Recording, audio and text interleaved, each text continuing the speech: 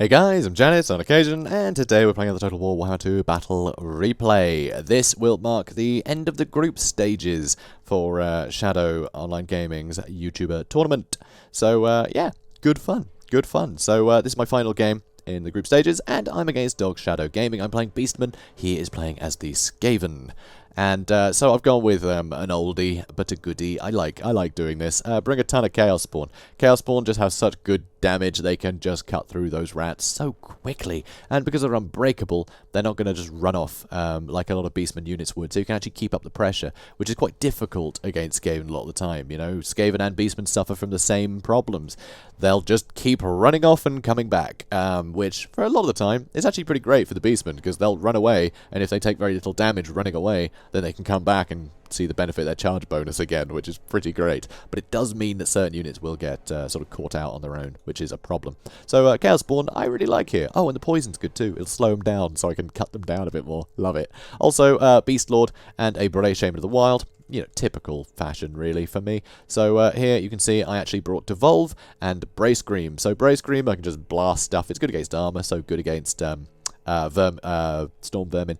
And also, Devolve is just going to be great in a big blob, so it's good against multiple combatants, so any big blob, great. So again, Storm Vermin and the like, but it also lowers leadership, which is really nice. It'll help me just crush the enemy there, which is really good. Also here, a Beast Lord. He's the best at helping to crush an enemy because he has Apocalyptic Vision and Horn of the First Beast, so he has two big AoE melee attack buffs for his men. So you can just cycle them, and it means you always have insane melee attack in the front line. Certainly long enough to wipe out the enemy's front line. It's kind of obscene how much value you can get out of these two abilities. And because he's on a chariot, he can do a ton of work himself, which is lovely. Also, he lowers armor with the Totem of Rust. I don't really need that, but I have it for some reason. And also, that plus 20% armor piercing damage is nice to throw on top of something else every now and then, or even himself, because he has great weapon strength on that chariot. So these two chariots can deal with Storm Vermin as well, because these don't have the armor piercing, but still, it works. So over here, Blackhorn's Ravagers and a bunch of Ungor Herd. I just want to go super cheap, just throw stuff at all the slaves and clan rats and whatever, just bog everything down as anything starts collapsing, because I've followed it up with Centaurs with great weapons or the Poison Warhounds or whatever. They can start pushing into any back line. Also, way over here, you can see I have the same again. I have Centaurs and I have a Chaos Warhound with Poison unit, and I've managed to catch out these Rat Ogres. The help of these Chaos Warhounds is very much needed, because, yeah, those Centaurs are suffering from that early hit from the Rat Ogres. Also, there is an Assassin loitering back there. So, obviously some Rat Ogres, just trying to have some armor piercing, some mass. I think he was expecting Bestigors. He doesn't know me very well. So, yeah. Also, Bestigors, they're just going to get shot. I'd never bring Bestigors. Anyway, I think he was expecting a more elite army. Or maybe not to have so much synergy. So, Doomflayers. So, Doomflayers are great against any of the infantry. They're almost untouchable. Any Ungor, Gore Herds, anything like that. Doomflayers are basically just going to kill infinite numbers of them. But they have pretty crappy leadership, and that's something you need to watch out for. Here, you can see Storm Vermin. He's got the Clan Vulcan Tail Slashers. So, actually, that fire damage can help against things like Morga. So, that's something. Storm Vermin back here.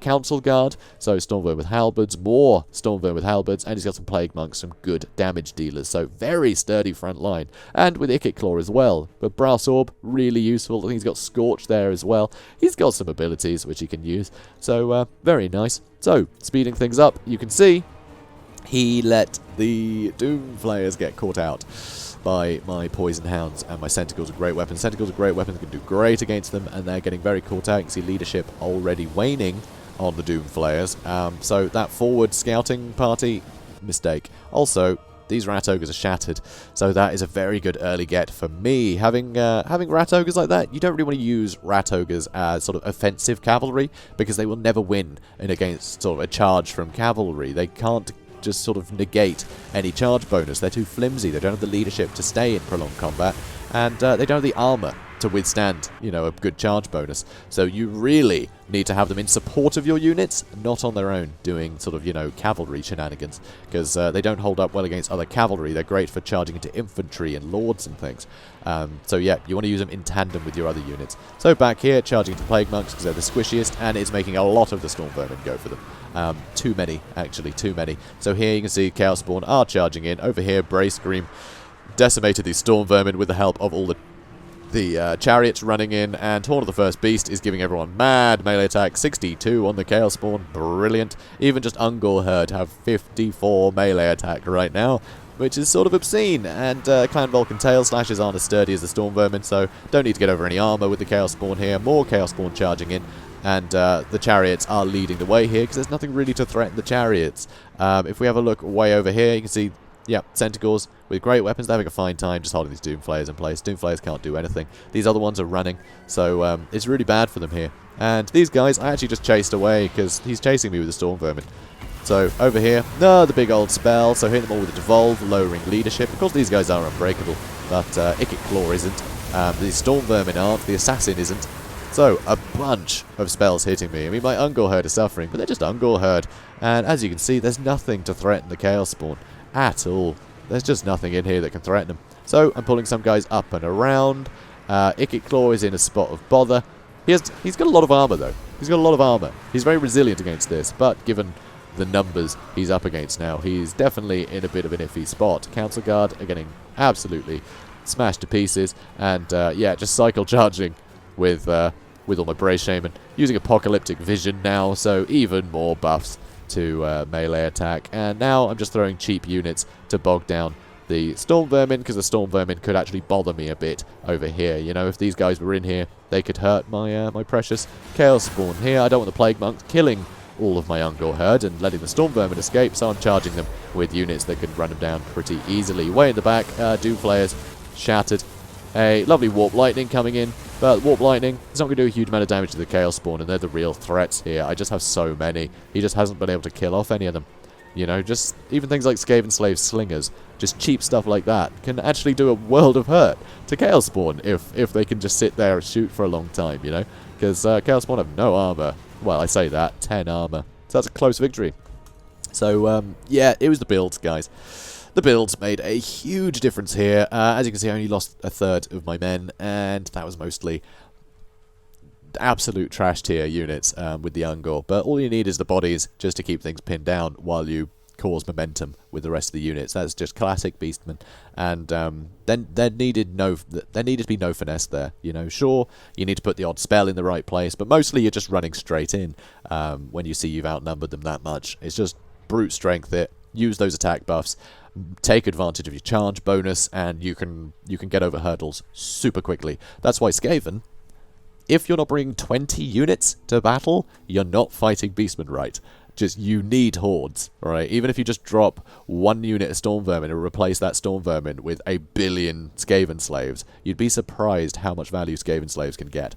Because it's more stuff to kill, which takes more time, and any hit they get into any of these units is actually going to count, because none of this stuff is armored, and that's pretty typical for Beastmen, you know?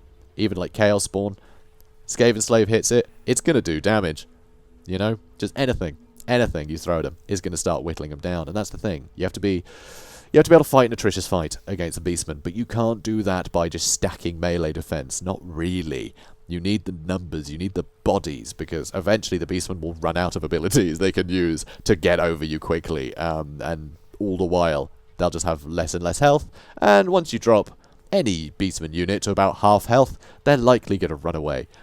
They just don't have the leadership. So as long as you can just throw enough stuff at them to slow them down a bit, they will eventually just tire out and get knackered, you know, and get completely wiped out.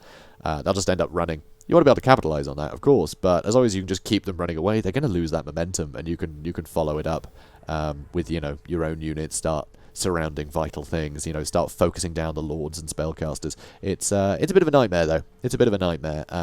Yeah, Beastmen are... they're my babies. I do love the Beastmen. So, yep, but well played by Dog Shadow Gaming, but he knew immediately when he came into this it was not a build he was expecting.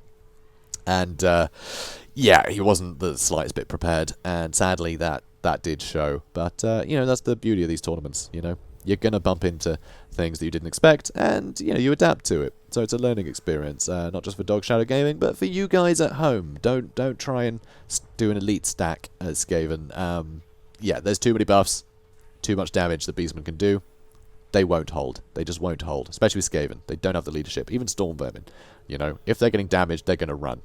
The beauty of Storm Vermin is they don't tend to get damaged as quickly as everything else. That's why they hold. But they're still going to run away pretty quickly if you can put on enough pressure. And Beastmen are good at putting on pressure. So, yeah. Oh, also, yeah, don't wander off with your Doomflayers. They will get caught out. Beastmen are too quick. You can't scout. There's no need to scout, you know? No point.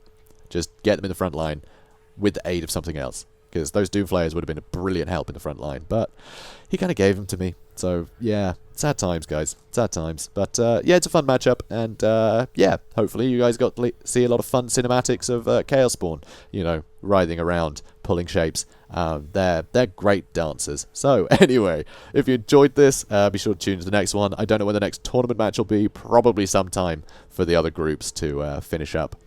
Being casted and things. So, yeah, it's a group a week. So, it'll be, God, I'll see you next month for my next lot of games, I suppose. So, yeah, it's going to take a bit. It's going to take a bit. But there's plenty of other people in this tournament. Plenty of other groups. So, be sure to go check out Shadow Online Gaming. And who isn't Dog Shadow Gaming, you can see on screen. They're different people with Shadow in their name. But, yeah, Shadow Online Gaming is the host. Go check out his channel to see every game. And if you want to see Dog Shadow's perspective on his matches in the tournament, then go check out him as well. So, guys, I hope you enjoyed it. If you did, comment, like, subscribe, and I'll see you in the next one. Have a good day, guys.